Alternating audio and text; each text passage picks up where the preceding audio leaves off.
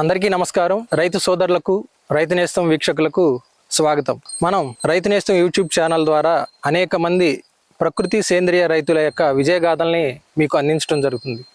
దానిలో భాగంగానే ఈరోజు చిత్తూరు జిల్లా బంగారుపల్లి మండలం నల్లంగాడు గ్రామంలో మరొక ప్రకృతి వ్యవసాయ రైతుని మీకు పరిచయం చేయడానికి రావడం జరిగింది. వారి పేరు ఎన్ చందూల్ కుమార్ రెడ్డి. మనం ఒకసారి ఆ రైతుని కలిసి ప్రకృతి వ్యవసాయంలో వారికి ఉన్న అనుభవాలని తెలుసుకునే ప్రయత్నం చేద్దాం.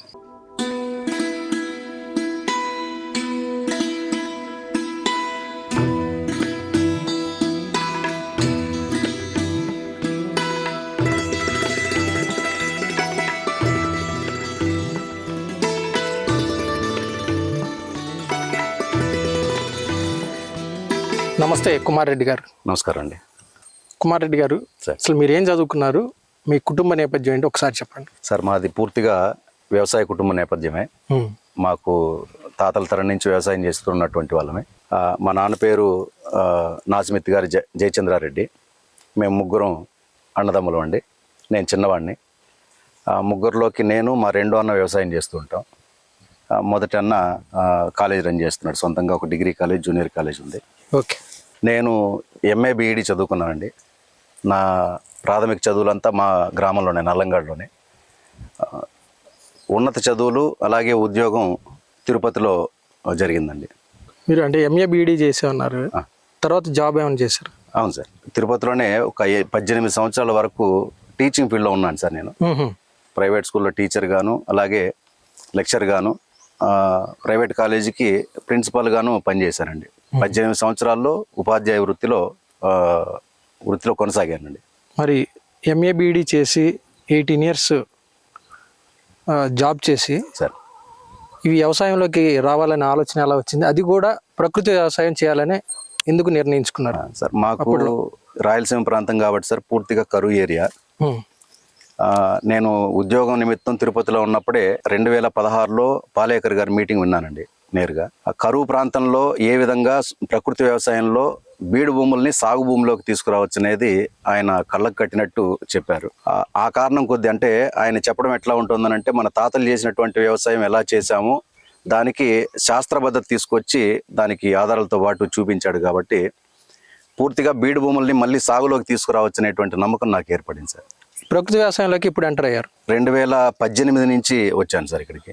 2018లోనే నేను తిరుపతిలో ఉద్యోగం వదిలిపెట్టేసి వచ్చేసాను. 2018 నుంచి ప్రకృతి వ్యవసాయం ప్రాక్టీసెస్ అనేవి స్టార్ట్ చేస్తూ వచ్చాను. మీరు టోటల్గా ప్రకృతి వ్యవసాయం చేస్తున్న భూమి ఎంత, ఏ పంటలు పండిస్తున్నారు? సార్, ఇక్కడ ఇది నేను పుట్టి పెరిగిన ఊరు నల్లంగాడు గ్రామం అయితే, ఇది 3 ఎకరాల మామిడి తోట ఉంది, మెట్ట చేను. అలాగే 1.5 ఎకరా మాకు మాగాని ఉంది. అక్కడ కూడా వాటర్ సోర్స్ లేదు, ఆవులకు గడ్డి మాత్రం పెట్టుకుంటున్నాం. అలాగే ఎక్కువ సాగులో ఉన్నటువంటిది మా అత్తగారు ఊరు, పలమనేరు మండలం, కూర్మాయి గ్రామం. అక్కడ 6 ఎకరాలు మాగాని, 1.5 ఎకరా మెట్ట చేను ఉంది. ఓకే అండి, అదే మీరు డిఫరెంట్ క్రాప్స్ చేస్తున్నారు కాబట్టి మరి ఈ ఎపిసోడ్లో సరే ప్రకృతి వ్యవసాయ విధానంలో ఈ మామిడి సాగు గురించి తెలుసుకుందామండి. ఓకే అండి.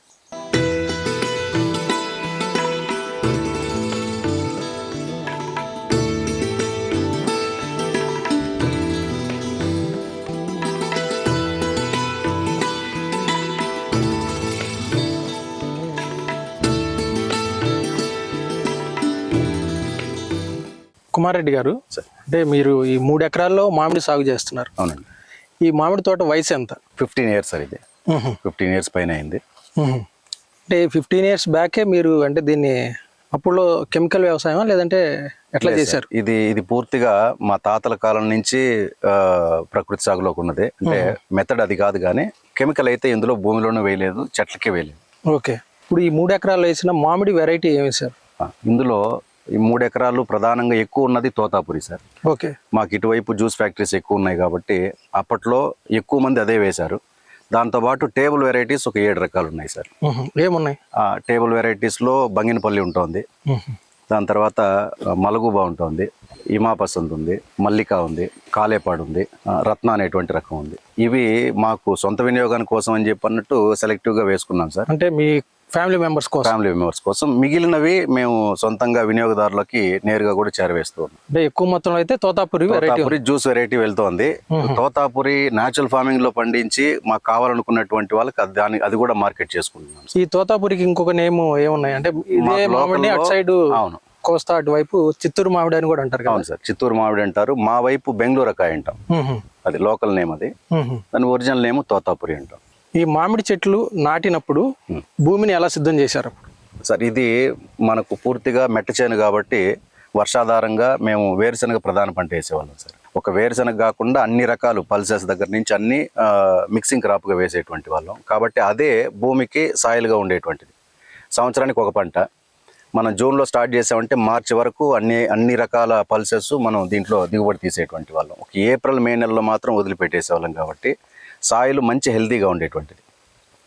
అలాంటి సాయిల్లో మేము మామిడి మొక్కలు నాటుకున్నాం సార్. మనం డైరెక్ట్గా గుంతలు తవ్వుకొని ఆల్రెడీ అంతకు ముందు వేరుశనగ వేసిన నేలే కాబట్టి డైరెక్ట్ గానే గుంతలు తీసి నాటారు. మామిడి పెట్టడానికంటే ముందే ఒక 10 సంవత్సరాలు ఖాళీ బీడు భూమి సార్ ఇది. అంతకుముందు కరువు ఎక్కువ ఉండేటువంటిది, వేరుశనగ కూడా పూర్తిగా ఆపేసాము కాబట్టి మంచి సారవంతమైనటువంటి భూమి కాబట్టి గుంతలు తవ్వి మొక్కలు నాటంగానే అన్ని కూడా బాగా బతుకున్నాయి, ఆరోగ్యంగా ఉన్నాయి.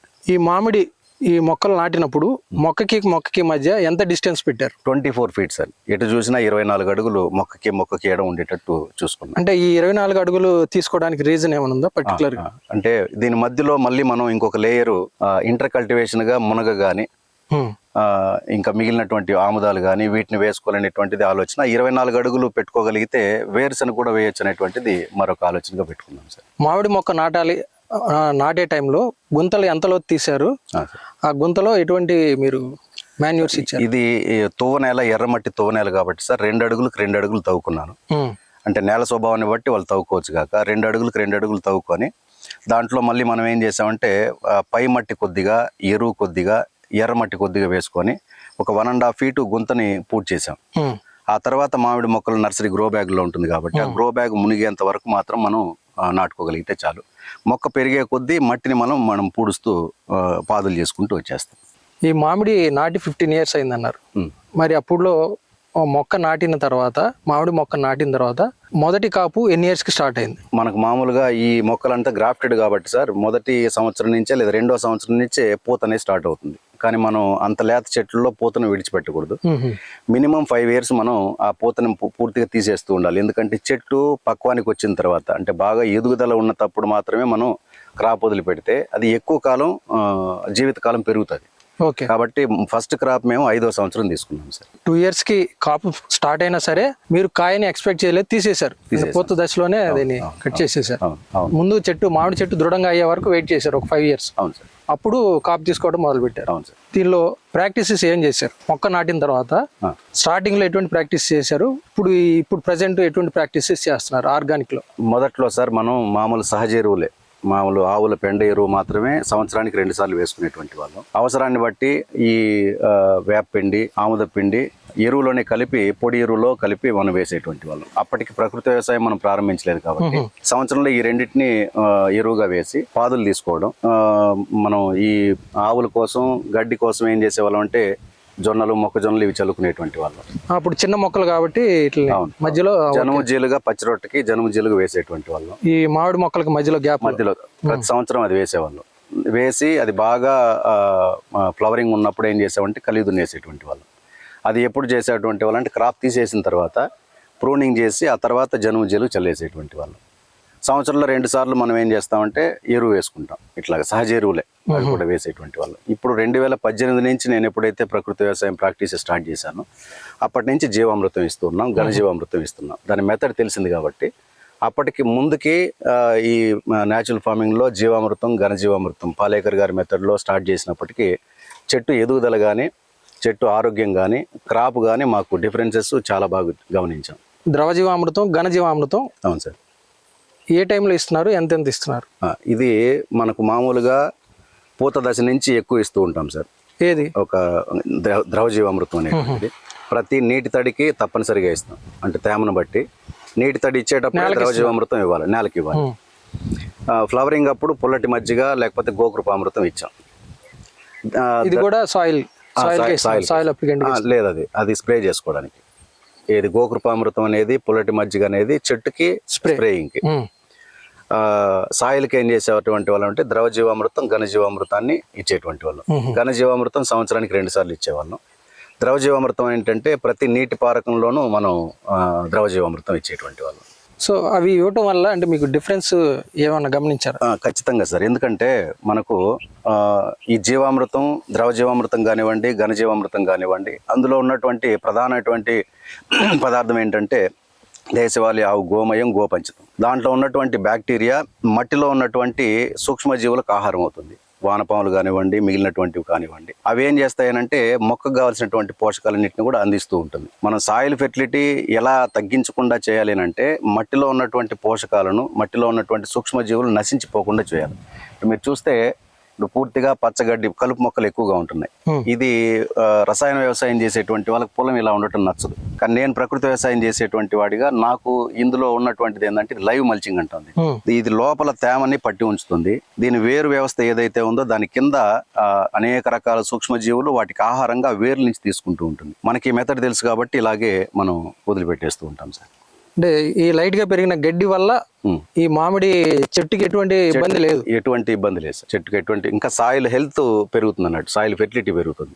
అయితే ఎప్పుడు ఇబ్బంది ఉంటుందంటే మామిడి ఎదుగుదలని మనకు కలుపు మొక్కలు తొక్కేస్తున్నాయి లేదా మా ఎదుగుదలకి అడ్డుగా వస్తున్నప్పుడు మనం తప్పనిసరిగా తొలగించాలి. ఓకే. ఇప్పుడు ఇలా ఉన్నప్పుడు ఏ విధంగానూ ఇబ్బంది రాదు, అది ఇంకా హెల్తీగానే ఉంటుంది. ఇప్పుడు అంటే చెట్లు పెరిగాయి, 15 years ఏజ్ వచ్చింది, ఇబ్బంది లేదు. మీరు మొక్క నాటినప్పుడు స్టార్టింగ్ లో ఏమన్నా కలుపు రాకుండా చూసుకున్నారు? కలుపు రాకుండా చేయడానికి, పచ్చి రొట్టగా ఉండడానికి రెండింటికి ఉపయోగపడేటట్టుగా జనుము జీలుగు మాత్రం చల్లుకునే వాళ్ళం. నేను ప్రకృతి వ్యవసాయం ప్రారంభించిన తర్వాత జనుము జీలుగు ఒకటే కాదు, నవధాన్యాలన్నీ కూడా దాదాపు ఒక 5-6 రకాలు మనకు నవధాన్యాలు తీసుకుంటే ఇవి 20 రకాలు తగ్గకుండా వేసేటువంటి వాళ్ళు.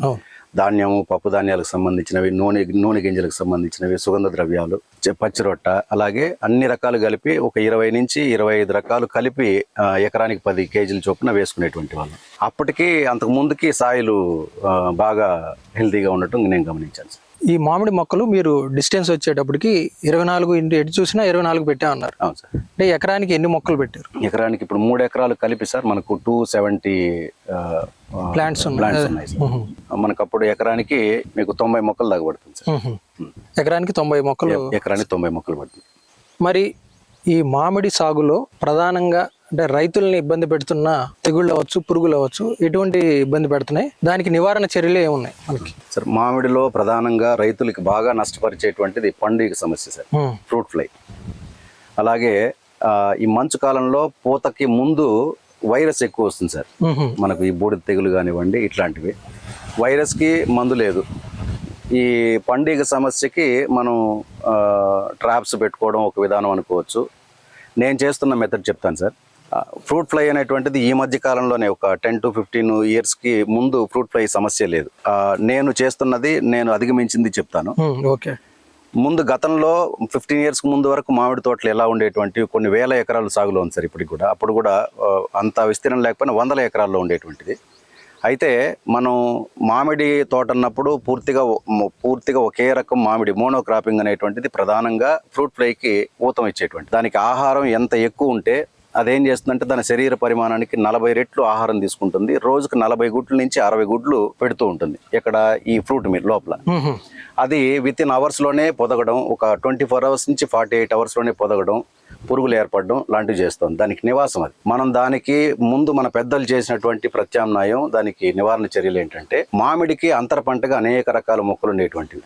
అది ఫ్రూట్కి సంబంధించి, సీజనల్ ఫ్రూట్స్కి సంబంధించింది. అది అలనేరేడు అవ్వచ్చు, లేకపోతే సపోటా, జామ, అలాగే గట్ల చుట్టూ ఉండేటువంటి వేప చెట్లు. ఈ ఫ్లవరింగ్ అండి, నేను అనేది ఏంటంటే ఒక పురుగు మనకు సమస్యగా ఉంటుందనంటే ఆ పురుగును తినడానికి ఇంకో 10 రకాల పురుగులు మన తోటలోకి వచ్చి చేరుతాయి. అలా చేరడానికి మనం వాటికి చోటునివ్వలేదు. మామిడి అంటే పూర్తిగా మామిడి ఇవ్వడం వల్ల ఏమవుతుందంటే వస్తే వైరస్ విపరీతంగా మొత్తం ఒక చెట్టుకు వస్తే మొత్తం వ్యాపించడం. పురుగు ఏదైనా సమస్య ఒక చెట్టుకు వస్తే అది అన్ని రకాల చెట్టుకి మనమే అవకాశం ఇస్తూ ఉన్నాం. ప్రకృతి వ్యవసాయంలో మోనోక్రాపింగ్ అనేటువంటిది పూర్తిగా ఆ విధానానికే వ్యతిరేకం ఒకటి. అలాగే పురుగుకి ఆహారం ఇవ్వమని చెప్పి మనకు పాలేకర్ గారి మెథడ్లో ఏ ప్రకృతి వ్యవసాయ మెథడ్ అయినా సరే ఉంటుంది. పురుగుకి ఆహారం ఇవ్వకపోతే లేకపోతే ఏమవుతుందంటే మన ఆహారాన్ని ధ్వంసం చేస్తుంది అనేటువంటిది ప్రాథమిక సూత్రం, ప్రకృతి సూత్రం కూడా. ఇది తెలియకుండా మనం దాన్ని ఆ సమస్య ఉందని చెప్పి విపరీతంగా మందులు వేసామనంటే చెట్టు ఇమ్యూనిటీ పోతుంది, సాయిల్ ఫెర్టిలిటీ తగ్గిపోతుంది, నాణ్యత లోపిస్తుంది, పోషకాలు లేకపోగా మనమే కాయలన్నింటినీ కూడా పండ్లన్నింటినీ కూడా విషపూరితం చేస్తూ ఉన్నాం. అదేమవుతుందంటే ప్రతి సంవత్సరం మనం ఇచ్చినటువంటి మందులే స్ప్రే చేయడం వల్ల ఇమ్యూనిటీ పెంచుకుంటుంది పురుగు. కాబట్టి ఇప్పుడు ఈ రసాయన వ్యవసాయం ఎక్కువగా మనం అసలు విచక్షణారహితంగా మందులు చల్లడం అనేటువంటిది 10 సంవత్సరాలు ఎక్కువైంది. మా జిల్లాలో సార్ దామల చెరువు చాలా పెద్ద మార్కెట్ మామిడికి. జపాన్ నుంచి, గల్ఫ్ కంట్రీస్ నుంచి కొన్ని నెలల పాటు ఇక్కడే ఉండిపోయి వ్యాపారాలు చేసుకునేటువంటి వాళ్ళు. అప్పుడు ఎక్స్పోర్ట్కి అనుకూలమైనటువంటి నాణ్యత ఉండేటువంటిది. ఈ రసాయన మందులు ఎప్పుడైతే వేస్తూ వచ్చామో అసలు ఇప్పుడు ఒక కాయ కూడా రసాయన వ్యవసాయం చేసేటువంటి కాయ విదేశాలకు ఎగుమతికి అవకాశం లేకుండా ఉంది. కాబట్టి అది మనం చేసుకున్నటువంటిది. తెగులు నివారణ అనేటువంటిది మనకు క్లైమేట్ కండిషన్ బట్టి ఉంటుంది. పురుగు నివారణ అనేటువంటిది మనం చేస్తున్నటువంటి పొరపాట్ల కారణంగానే నష్టపోతున్నాడు రైతు అనేది తెలియడం లేదు. మరి ఈ పండుగకి మీరు ఎటువంటి చర్యలు చేపట్టారు? నేను బయోడైవర్సిటీ బాగా మెయింటైన్ చేస్తాను సార్. చుట్టూ ఆముదం నాటుకోవడం, వేప చెట్లు, గట్ల మీద ఉన్నటువంటి వేప చెట్లు ఉంచడం, అలాగే తాటి చెట్లు మాకు ఒక 20 చెట్లు తాటి చెట్లు ఉన్నాయి. వేటిని కూడా మేము కొట్టం, అలాగే ఉంచుతాం. ఇంటర్ కల్టివేషన్గా మీరు చూస్తే దాదాపు ఒక 200 మొక్కలు మునగ మొక్కలు ఉన్నాయి. అలాగే బంతి, ఇప్పుడు ఈ కలుపు ఉంది కాబట్టి దీన్ని మొత్తం రోటోవేటర్ వేసేసిన తర్వాత, క్రాపింగ్ అయిన తర్వాత ప్రూనింగ్ చేసి బంతి, ఆముదము, మొక్కజొన్నలు పూర్తిగా ఇవన్నీ కూడా ఏంటంటే పురుగుకు ఆహారం. పురుగులు సహజంగా 2 రకాలుగా ఉంటాయి సార్. రైతుకు మేలు చేసేటువంటి పురుగులు ఉంటాయి, రైతుకు కీడు చేసేటువంటి పురుగులు ఉంటాయి. ప్రకృతిలో ఎలా బ్యాలెన్స్ చేయబడి ఉంటుందనంటే మిత్ర పురుగుల సంఖ్య 60% ఉంటే శత్రు పురుగుల సంఖ్య 40% ఉంటుంది. మనం ఈ పురుగులకు ఆహారంగా బయోడైవర్సిటీ మొక్కల్ని మనం నాటుకోవడం వల్ల ఏమవుతుందంటే శత్రు పురుగులు, పంటను పాడు చేసేటువంటి పురుగుల్ని 20%కి తగ్గించవచ్చు, మేలు చేసేటువంటి పురుగుల్ని 80%కి పెంచవచ్చు. ఈ విధానం మనకు ప్రకృతి వ్యవసాయంలో ఉంది కాబట్టి పూర్తిగా నమ్మి ఇందులోకి వచ్చాం. దీని రిజల్ట్ కూడా నేను చూస్తున్నా. కాక పండుగ సమస్య ఉంది, మాకు చుట్టూ మామిడి తోటలు ఉన్నాయి, రసాయన వ్యవసాయం చేస్తున్నారు, మన పొలానికి కూడా వస్తాయి. కాకపోతే ఆ స్థాయిలో నష్టం అయితే ఉండదు. ఎందుకంటే మనకు ఈ సాయిల్ ఫెర్టిలిటీ ఉండటం, చెట్టుకి ఇమ్యూనిటీ ఉండటం కాస్త ఇటువైపు సమస్య తక్కువగానే ఉంటుంది. మీకు అంటే నష్టపరచడం తక్కువ ఉంటుంది, ఉంది సమస్య అయితే ఉంది. బయట ఉన్నటువంటి అంత నష్టం ఉండటం లేదు, తక్కువగా ఉంటుంది. ఎందుకంటే లోపల పురుగు ప్రవేశించిందంటే దాన్ని చంపి తినడానికి ఇంకో 10 రకాల పురుగులు మన పొలంలో ఉంటున్నాయి కాబట్టి నేను అది చేశా. ఇంకేమి దీంట్లో ప్రకృతి వ్యవసాయంలో కూడా చాలా రకాల కషాయాలు ఉన్నాయి. కషాయాలు, ట్రాప్స్ ఇవేవి కూడా ఉంచడం లేదు. ఎక్కడ ఈ చెట్టుకు కూడా సరే ట్రాప్స్ ఉండదు. మిగిలిన సోలార్ ట్రాప్లు అనేటువంటి ఏవి పడ్డం లేదు. బయోడైవర్సిటీ ప్లాంట్ మన పొలంలో ఉన్నటువంటివి ఏవైతే ఉన్నాయో మిత్ర పురుగులు నేను గమనించాను. మీకు పురుగులు కూడా చూపిస్తాను కావాలంటే. ఆ పురుగులు వాటిని చంపి తినడం అనేటువంటిది ఉంటుంది. అది సార్ బ్యాలెన్సింగ్ అవుతుంది, 100% అవుతుంది. నేను అందరికీ రసాయన వ్యవసాయం చేసేటువంటి రైతులకు కూడా అదే నేను చెప్పడం. కనీసం గట్ల చుట్టూ ఉన్నటువంటి మొక్కలైనా కొట్టకుండా వదిలిపెట్టేసేయండి. ఇంటర్ కల్టివేషన్గా మీకు నమ్మకం లేకపోవచ్చు, బయోడైవర్సిటీ మీకు నమ్మకం లేకపోవచ్చు, కనీసం మీరు చుట్టూ గట్ల మీద ఉన్నటువంటి మొక్కలైనా ఉంచగలిగితే తేనెటీగలు లోపలికి రావాలి సార్. పాలినేషన్కి హెల్ప్ అయ్యేటువంటి ఇన్సెక్ట్స్, తేనెటీగలు, కందిరీగలు, తుమ్మెదలు, ఈ తూనిగలు ఇవన్నీ మన పొలంలో వచ్చినప్పుడే అంటే పాలినేషన్ జరిగి మనకి. అవునవును. మనం పురుగుని ఏదైతే శత్రు పురుగును ఉందో శత్రు పురుగుని చంపడానికి స్ప్రే చేస్తే మిత్ర పురుగులు చనిపోతుంది. అది వాళ్ళకి తెలుస్తోంది. అయితే ఎక్కువ విస్తీర్ణంలో ఉండటం వల్ల మన మెథడ్ని వాళ్ళంత అర్థం చేసుకోలేకపోతున్నారు. ఇందులో కూడా శాస్త్రీయత ఉందనేటువంటిది తెలియకుండా ఉంటుంది వాళ్ళకి, ఇతర రైతులు, ఈ కెమికల్ రైతులకి.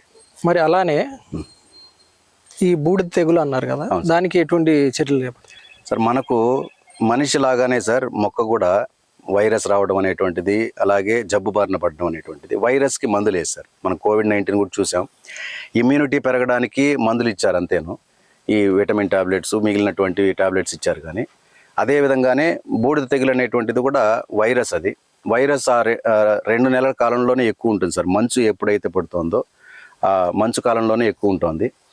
మంచు కాలంలో మనం ఏం చేయాలనంటే ఆ 2 నెలలు చెట్టుని బాగా పటిష్టంగా ఆరోగ్యంగా ఉంచడానికి మిగిలిన 10 నెలలు మనం చేసిన ప్రాక్టీసెస్ ఆ 2 నెలలు చెట్లని కాపాడుతాయి సార్. కాబట్టి అదొకటి.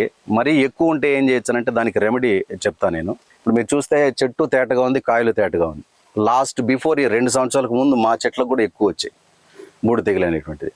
అప్పుడు అది పూర్తిగా ఆకులకి అతుక్కుపోయి, కాయలకు అతుక్కుపోయి ఉంటుంది. కాబట్టి గోరువెచ్చని నీళ్లు చెట్టు మొత్తానికి బాగా, కొమ్మలు, చెట్టు, ఆకులు మొత్తం తడిచే విధంగా గోరువెచ్చని నీళ్లు బాగా స్ప్రే చేయడం.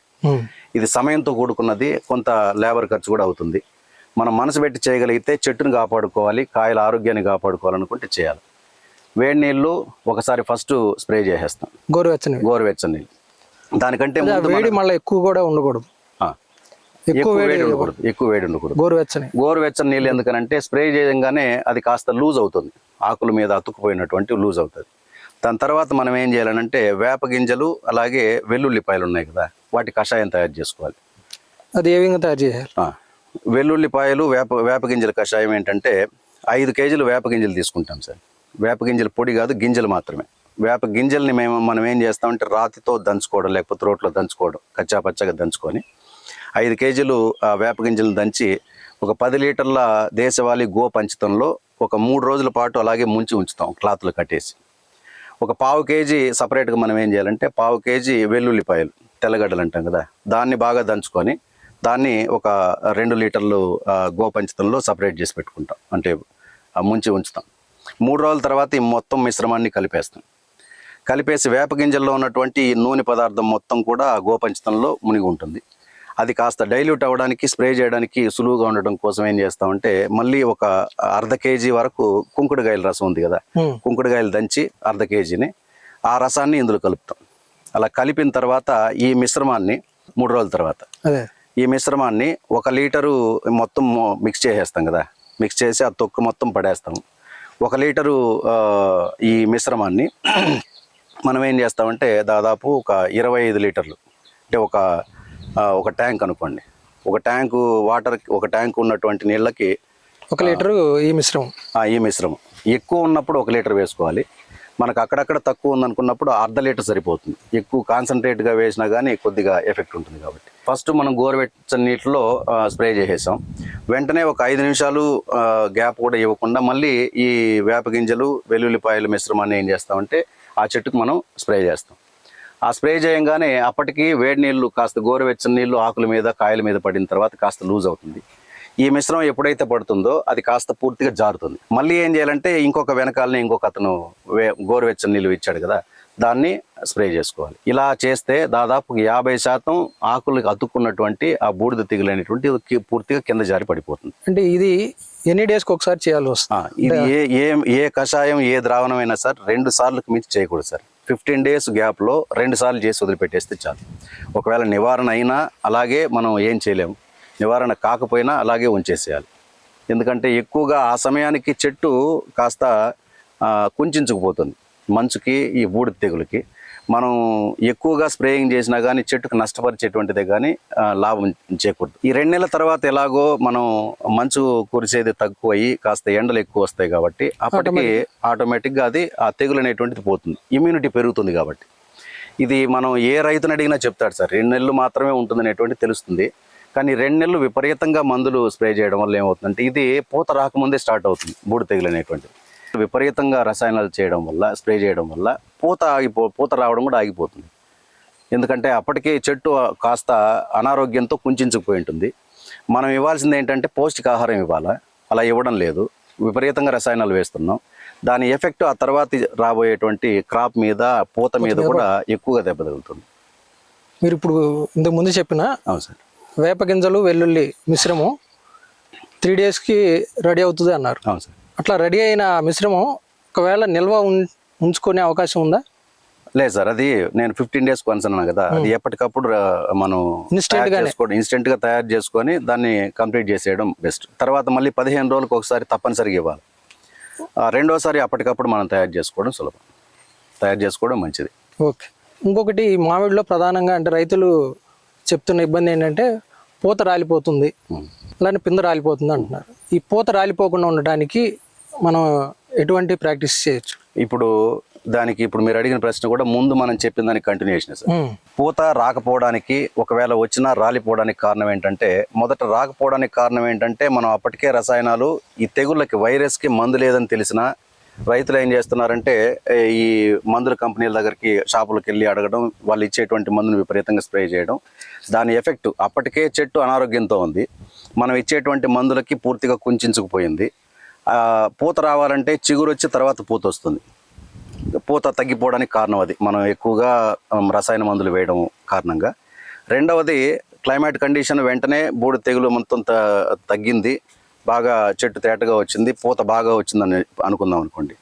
చెట్టు ఆరోగ్యంగా ఉన్నప్పుడు మాత్రమే పూత బాగా నిలుస్తుంది. ఆ పూత రాలిపోవడానికి రసాయనాలు కారణం ఒకటి.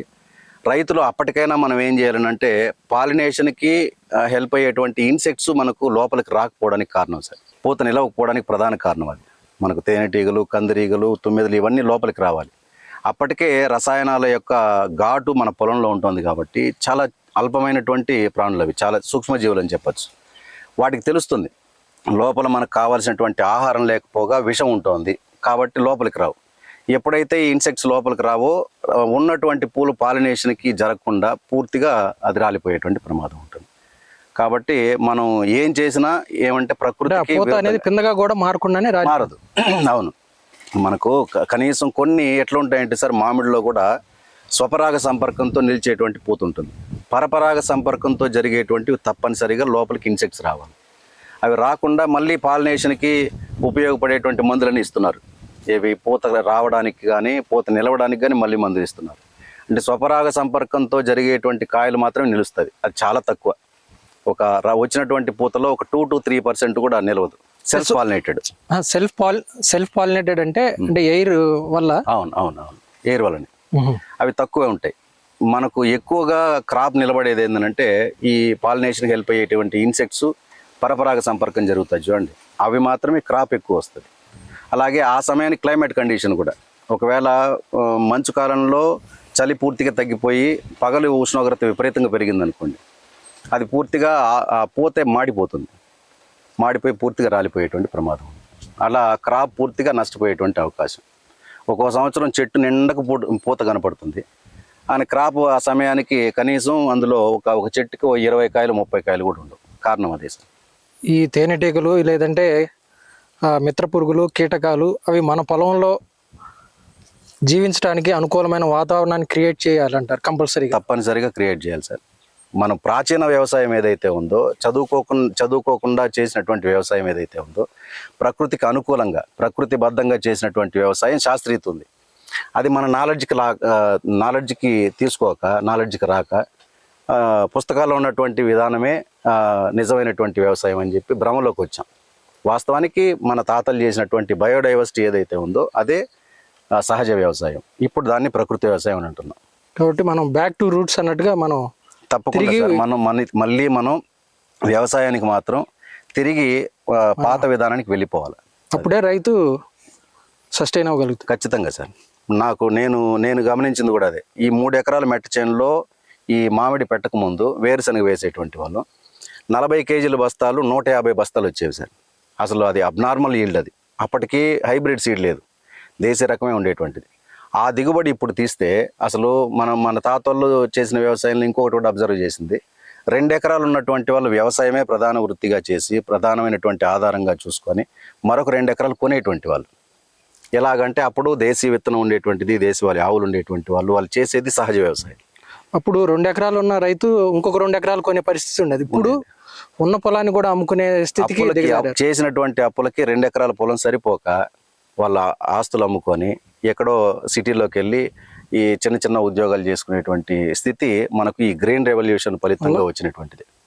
కుమార్ రెడ్డి గారు సార్, మీరు 15 years బ్యాక్ ఈ మామిడి తోట వేసినప్పుడు పెట్టుబడి ఎంత అయింది సార్? ఇది పెట్టుబడి లేదనే చెప్పాలి సార్. ఎందుకంటే MGNREGS అనేది ఒక స్కీమ్ పేరు సార్, సెంట్రల్ గవర్నమెంట్ స్కీమ్. అది 2005లో యాక్ట్ చేయబడింది. ఓకే.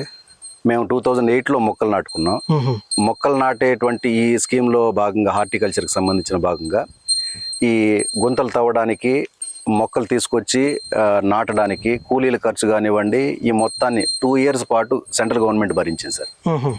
కాబట్టి మీకు ఈ స్కీమ్ కింద మాకేంటంటే ఖర్చు ఏం లేదని చెప్పాలి. అప్పట్లో మాకు దినసరి కూలీ ఏంటంటే 100 రూపాయలు ఉండేటువంటిది. ఒక 3 కూలీలు ఒక వారం రోజుల పాటు ఈ 270 గుంతలు తవ్వారు. నాటడం అనేటువంటిది మేము ఉమ్మడి కుటుంబం కాబట్టి ఒక 2 కూలీలను పెట్టి మేమే నాటుకున్నాం. మాకు ఆ 2 కూలీలు పెట్టడం కూడా ఇష్టం లేదేంటంటే ఇది మన సొంత పొలంలో ఇది ఎప్పటి నుంచో కలగా ఉండేటువంటిది. అప్పటికి స్కీమ్ ఉందనేటువంటిది చాలా ఆలస్యంగా తెలిసింది. కాబట్టి ఖర్చు ఏమి లేదు. ఈ 2 సంవత్సరాలకి మాకు వాళ్ళు ఇచ్చినటువంటిది సరిపోయింది సార్. సో పెట్టుబడి అనేది లేకుండా ఈ మామిడి తోటని స్టార్ట్ చేశారు. ఆ స్కీమ్ ఇప్పటికే ఉంది సార్. ఇంకా మన రైతులకు ఉపయోగపడేటువంటిదే. 2 సంవత్సరాల వరకు మొక్కలకు నీళ్లు పడడానికి కూడా డబ్బులు ఇచ్చేటువంటి స్కీమ్ అటువంటి. ఓకే, కాబట్టి మంచి స్కీమ్ అది. ఆ స్కీమ్ కి ఎలిజిబిలిటీ ఏంటి? ఇప్పుడు అది హార్టికల్చర్ కిందకు వచ్చేటువంటిది. ఇప్పుడు మన సచివాలయంలో కూడా అగ్రికల్చర్ అసిస్టెంట్ అడిగితే చెప్తారు కాక, ల్యాండ్ అది డీకేటీ భూమినా లేకపోతే పట్టా భూమినా మనం పాస్బుక్ ఇచ్చి ఎంత విస్తీర్ణంలో ఉంది, ఎన్ని మొక్కలు పడతాయి అనేటువంటిది మన రిక్వైర్మెంట్ చెప్తే వాళ్ళకి అయ్యేటువంటి బడ్జెట్ వాళ్ళు చూసి ఆ స్కీమ్ కింద వాళ్ళ పేరు మెన్షన్ చేసి వాళ్ళ స్కీము వాళ్ళకి వచ్చే విధంగా గవర్నమెంట్ ఇప్పుడు మనకు చేయగలుగుతుంది సార్. ఓకే, పెట్టుబడి లేదు మరి, అంటే సంవత్సరంలో మనకి ఏ ఒక్క ఖర్చులు వస్తూ ఉంటాయి కాబట్టి మాకు ఖర్చు అంటే దున్నేటువంటి ఖర్చు మాత్రం ఉండేటువంటి సార్. పచ్చిరొట్టగా జనుజీలుగా వేసి దున్నటం అనేటువంటిది ఖర్చు ఒకటేను. కాకపోతే 5 సంవత్సరాల వరకు మెయింటెనెన్స్ మా కష్టం ఉంటుంది కాబట్టి 5 సంవత్సరాల వరకు ఆదాయం ఏమి లేదు. ఓకే, 5 సంవత్సరాల తర్వాత మొత్తం 3 ఎకరాలకు కలిపి మొదట 1 టన్ను దిగుబడిగా తీసుకోగలిగాం. ఇప్పుడు ప్రెజెంట్ ఆ తర్వాత గ్రాడ్యువల్ గా పెరుగుతూ ఇప్పుడు మాక్సిమం టన్నులు అనేది ఇప్పటి వరకు 15 సంవత్సరాల్లో 7 టన్నులు దిగుబడి తీసిన సందర్భాలు కూడా ఉన్నాయి సార్. ఓకే, ప్రతి సంవత్సరం కూడా దీని మీద ఎక్కువ ఆదాయం మనం ఆశించలేదు, కానీ మా ఖర్చులు పోను సంవత్సరానికి 50,000 రూపాయలు తక్కువ లేకుండా వస్తుంది. అది మినిమం ఇన్కమ్ అనేది, మాక్సిమం ఇన్కమ్ అనేటువంటిది దానికి మించి తీసుకున్నారు. అది మరి మార్కెటింగ్ ఎట్లా చేసుకుంటున్నారు? మార్కెటింగ్ ఈ తోతాపురి రకం మాత్రం లోకల్గా జ్యూస్ ఫ్యాక్టరీస్ ఉన్నాయి సార్, వాళ్ళకి టన్ను లెక్కన పంపించేస్తూ ఉంటాం. టేబుల్ వెరైటీస్ మాత్రం మేము నేరుగా వినియోగదారులకే అందిస్తూ ఉన్నాం. ఎక్కువ డిమాండ్ ఉండే రకాలే సార్ ఇవన్నీ కూడా. తోతాపురి కూడా బాగా తినడానికి యోగ్యమైందే. టేబుల్ వెరైటీస్ ఉన్నప్పుడు దీన్ని పెద్దగా ఎక్కువగా అడగరు. కాకపోతే మనం ప్రకృతి వ్యవసాయంలో పండిస్తున్నాం కాబట్టి ఈ రకాలు కూడా లాస్ట్ టైం అడిగారు, కొంతమందికి పంపించాం. వెజిటేబుల్గా వెళ్తుంది సార్ ఎక్కువగా. బాగా పక్వానికి వచ్చిన తర్వాత మిగిలినటువంటి రకాలు ఉండవు. ఇది చెట్టు చివరిలో వస్తుంది. నీలం అనేటువంటిది ఈ తోతాపురి అనేటువంటి చివరిలో వస్తుంది కాబట్టి టేబుల్ వెరైటీస్ అన్నీ అయిపోయిన తర్వాత ఇది కావాలనుకున్నటువంటి వాళ్ళకి నేరుగా వినియోగదారులకి అందిస్తున్నాం. టేబుల్ వెరైటీస్ ఈ సంవత్సరం క్రాప్ తక్కువ ఉంది. లాస్ట్ ఇయర్ కొంత ఉన్నింది, మనం కొంత మార్కెట్ చేసుకోగలిగాం. లోకల్ మార్కెట్కి ఎక్కువ వెళ్తుంది సార్ ఈ రకాలు కాబట్టి. ఈ మామిడిలో అంటే మీకు సాటిస్ఫైడ్గానే ఉందా? మీకు ఒక మామిడి మాత్రమే ఉంటే సాటిస్ఫైడ్ కాదు సార్. అంటే మామిడి మీద మీరు 50,000 రూపాయలకి తగ్గకుండా అయితే ఆదాయం తీసుకుంటున్నారు. ఒక మామిడి అంతర పంటలు వేసుకుంటే అవి అది మనకు సంవత్సరానికి ఒకసారి మాత్రమే పంట వచ్చేది కాబట్టి దీని మీదనే డిపెండ్ అయితే వ్యవసాయమే ఆధారంగా చేసుకుని జీవించేటువంటి వాళ్ళు కష్టం అవుతుంది. మేము దీంట్లో అంతర పంటగా మిగిలినటువంటివి కూడా వేసుకుంటున్నాం కాబట్టి ఆవులకి గడ్డి ఉంటుంది. ఒక 200 మొక్కలు మునగ మొక్కలు వేశాను. బయోడైవర్సిటీకి అన్నీ మనం చూసుకునేటట్టు చేస్తున్నాం కాబట్టి మిగిలినవన్నీ కూడా ఒక కుటుంబాన్ని పోషించుకోవడానికి సరిపడా ఖర్చులకి వస్తుంది సార్. ఇది మెట్ట చేను, నీటి ఆధారం ఉంటే ఈ 3 ఎకరాల్లో చాలా పంటలు పండించవచ్చు. వర్షాధారంగా కాబట్టి మనకు ఈ పప్పు ధాన్యాలు ఎక్కువ పండిస్తాం. పల్సెస్లో కందులు వేస్తాం, పెసలు, మినుములు, ఉలవలు వేస్తాం ఎక్కువగా. అలాగే ఆవులకి గడ్డి వేసుకుంటాం. మాకు ఇంటికి ఏదైతే ధాన్యం అవసరం ఉంటుందో అది కొనాల్సిన అవసరం లేకుండా మనం ఈ మెట్ట చేనులో మనం పండించుకోవచ్చు. కుమార్ రెడ్డి గారు సార్, యాజ్ ఏ మ్యాంగో ఫార్మర్గా మీతోటి రైతులకి అలానే మీ వినియోగదారులకి ఏదైనా సందేశం ఇవ్వదలుచుకుంటే మీరు చెప్పొచ్చు. తప్పనిసరిగా సార్. ఒక ప్రకృతి వ్యవసాయ రైతుగా నాతోటి రైతులకి అలాగే వినియోగదారులకి నేనేం చెప్పాలనుకుంటున్నానంటే, మామిడి పూర్ మ్యాన్స్ రిచ్ ఫుడ్ అంటారండి దీన్ని. ఒక పేదవాడి పౌష్టికాహారం అని అంటాం. ఒక మామిడిలో మాత్రమే 600 రకాలు ఉన్నాయి. మనకందరికీ తెలుసు మన నేషనల్ ఫ్రూట్ మామిడి. ఒక మామిడికి ఒక జాతీయ గుర్తింపు ఇచ్చారనంటే అందులో ఎన్ని పోషకాలు ఉండాలి, ఎన్ని విధాలుగా అధ్యయనం చేసి ఉంటారనేది మనం ఊహించవచ్చు. వీటిలో మనకు అన్ని తెలిసినటువంటివి, మనకు అందరికి తెలిసిందే. పెద్ద రసాలు, చిన్న రసాలు ఉన్నాయి. ఒక పండు మనం తిన్నామంటే కడుపు నిండిపోతుంది. ఆ తర్వాత మనం ఫుడ్ కూడా తీసుకోవాల్సిన అవసరం లేదు. ఈ 600 రకాల్లో మనం గమనిస్తే ఏ 2 రకాలు ఒకే పరిమాణంలో ఉండవు, రుచిలోనూ ఒకేలాగా ఉండదు. పోషక విలువల్లో కూడా అంత మంచి పోషక విలువలు ఉంటే మనం విచక్షణారహితంగా రసాయనాలు వేసి అది ఎరువు రూపేణా కావచ్చు, మందుల రూపేణా కావచ్చు, దాన్ని పూర్తిగా విషమయం చేసేసి పూర్ మ్యాన్స్ రిచ్ ఫుడ్ అనేటువంటి దాన్ని ఇప్పుడు పూర్తిగా మనం అది విషాహారం అయిపోయి తినడానికి భయపడుతూ ఉన్నాం. మార్కెట్ చేసుకోవడానికి సార్ మన వాళ్ళు ఏం చేస్తున్నారంటే, నేను రైతుల్ని తప్పుపట్టను కానీ మనకు ఉన్నటువంటి జ్ఞానమే ఈ చదువులో అగ్రికల్చరు విధానమే ఎట్టుంటుందనంటే, మార్కెట్లో ఇప్పుడు రేట్ లేదు. బాగా రేట్ రావడం కోసం అది పక్వానికి రాకుండా వేసేటువంటి మందులు ఉన్నాయి. మాగడానికి కార్బైడ్ లాంటి మందులు ఎట్లా ఉన్నాయో మాగకుండా ఉండడానికి కూడా కొన్ని రోజులు అట్లాగే ఉండడానికి మందులు వేస్తున్నాం. లాస్ట్లో మనం ఎట్లా చూడొచ్చనంటే ఇంకా అసలు కాయ కొని మనం తినలేము అన్నట్టుగా ఉంటుంది అనమాట. విపరీతంగా స్ప్రే చేయడం, వారానికి 2 సార్లు 3 సార్లు రోజు మార్చి రోజు స్ప్రే చేసేటువంటి వాళ్ళు కూడా మనం గమనించవచ్చు కదా. అయితే రైతును నేను ఎందుకు తప్పబట్టినంటే సంవత్సరానికి ఒకసారి మాత్రం వచ్చేటువంటి ఆదాయం, దీనికి వేరే ప్రత్యామ్నాయం లేకపోవడం, ఇది విషం అని చెప్పి తెలుస్తున్నప్పటికీ వాళ్ళు వేరే విధానాలు తెలియకపోవడం. ప్రకృతి వ్యవసాయంలో కూడా ఎక్కువగా శిక్షణ ఇచ్చేటువంటి వాళ్ళు ఎక్కువ ఉంటే, ఇప్పుడు మీరు రైతు నేస్తం కార్యక్రమంలో నేను చాలా సంతోషపడేటువంటి విషయం ఏంటంటే వెంకటేశ్వరరావు గారిలో శిక్షణ ఎక్కువ స్థాయిలో కానీ రైతులకి చేరగలిగితే, లేదా ప్రకృతి వ్యవసాయం చేసేటువంటి రైతులే ఆ చుట్టుపక్కల ఉన్నటువంటి రైతులకి జ్ఞానాన్ని ఇవ్వగలిగితే ఇటువైపు మారడానికి అవకాశం. స్టేట్ గవర్నమెంట్ కూడా కొంతవరకు మారి ఏం చేసిందంటే అగ్రికల్చర్ ఆఫీసర్లకే చెప్తున్నారు, ప్రకృతి వ్యవసాయంలో టార్గెట్లు ఇస్తున్నారు, రైతులను మార్చేటువంటి విధానాలు మీరు చేయండి అని చెప్తున్నారు. మంచి పరిణామమే, కాకపోతే సరిపోదు. అప్పటికే జరగాల్సిన నష్టం జరుగుతోంది కాబట్టి మనం దీన్ని కాపాడుకునేటువంటి ప్రయత్నం చేయగలిగితే, వినియోగదారులకి మనం ఎంత ఆరోగ్యకరమైనటువంటి ఆహారం ఇస్తామో వినియోగదారులు అంతా మనకు కాస్ట్ పెట్టి కొనుక్కునేటువంటి వాళ్ళు కూడా ఉన్నారు. ఇప్పుడు మేమే ఉదాహరణకి నేను పండించేటువంటి పంటలన్నీ ప్యాడీ, పల్సెస్, వెజిటబుల్, హార్టికల్చరు, మిగిలినటువంటివన్నీ కూడా మా పొలం దగ్గరకు వచ్చి కొనుక్కొని వెళ్తున్నారు. చాలా సంతోషకరమైనటువంటి విషయం. అది మిగిలినటువంటి రైతులు కూడా మనం ఎప్పుడైతే ఎడ్యుకేట్ చేస్తామో అది మిగిలినటువంటి రైతులకి అది ఉపయోగపడుతుంది. కాబట్టి న్యాచురల్ ఫార్మింగ్ ప్రాక్టీసెస్ ఎక్కువ శ్రమ పడాల్సిన అవసరం లేదండి. ఇప్పుడు మా పొలంలోకి వచ్చినా కానీ ఎక్కువగా మా కష్టమే ఉంటుంది, మేము ఎక్కువ కష్టపడడం జరుగుతుంది. ఇంటిల్లిపాది ఎప్పుడైతే వ్యవసాయంలోకి వచ్చి పనిచేస్తామో అది పాతకాలం వ్యవసాయంలో కల్చర్ అవుతుంది, అగ్రికల్చర్ అవుతుంది. ఇప్పుడంతా మన విధానాల్లో ఈ గ్రీన్ రెవల్యూషన్ వచ్చిన తర్వాత అగ్రి బిజినెస్ చేసేసి ఆ విధానాల వల్ల రైతులంతా నష్టపోతున్నారు. కానీ ఏ విధానాలు చేయాల్సిన అవసరం లేకుండానే ప్రకృతి విధానంలో మామిడిని పండించవచ్చు. మా చుట్టుపక్కలే కొంతమంది రైతులు ఉన్నారు సార్, ఈ మందులు వేసి అసలు నష్టపోతున్నాం కానీ ఏ ప్రయోజనం లేకుండా ఉంది అని వదిలేసిన తర్వాత ఏ మందులు వేయకుండా ఆ సంవత్సరం క్రాప్ ఎక్కువ వస్తుంది. కాబట్టి నేను గతంలో ఇప్పుడు ఒక మాట చెప్పినట్టు ఆధునిక వ్యవసాయం ఒక మూఢనమ్మకం. వదిలిపెట్టేస్తే ఏమి వేయకుండా వదిలిపెట్టేసినా క్రాప్ అనేటువంటిది వస్తుంది. మనం ఎక్కువగా ఈ శాస్త్ర విధానాలకు వెళ్ళడం వల్ల రైతు ఎక్కువ నష్టపోతున్నాడు అనేటువంటిది నా భావన సార్. సీజన్లో మామిడి ఏ టైంలో హార్వెస్ట్ చేయాలి, హార్వెస్ట్ చేసిన ఆ మామిడి పండుని లేదంటే ఆ మామిడి కాయల్ని మనం కార్బైడ్ పద్ధతి కాకుండా న్యాచురల్ మెథడ్స్లో ఏ విధంగా మాగబెట్టవచ్చు? అది చాలా సులభం సార్. దానికి ఏంటంటే మామిడిలో ఇన్ని రకాలు ఉన్నాయని చెప్పాను కాబట్టి రకాన్ని బట్టి కూడా అది పక్వానికి వచ్చేటువంటి సీజన్ వారీగా పక్వానికి వస్తుంది సార్. మొదట చందూర అనేటువంటి రకం వస్తే చిట్ట చివరిగా నీలం, ఈ రకాల మధ్యలో మిగిలినటువంటి టేబుల్ వెరైటీస్ అన్నీ వస్తాయి. పక్వానికి డివైడ్ అయి ఉంటుంది. అవును, పక్వానికి వచ్చినటువంటిది మనం కాయని చూడంగానే మనకు తెలుస్తుంది సార్. ఇప్పుడు ఈ రకం తోతాపురి కూడా ఒకేసారి క్రాప్ కట్ చేయడానికి లేదు, పక్వానికి వచ్చినటువంటివి మాత్రమే ఒకసారి తీసుకుంటాం. అలాగే మాగబెట్టేటువంటి విధానం కూడా వరిగడ్డి వేసి మనం మాగబెట్టడం సహజమైనటువంటి పద్ధతి సార్.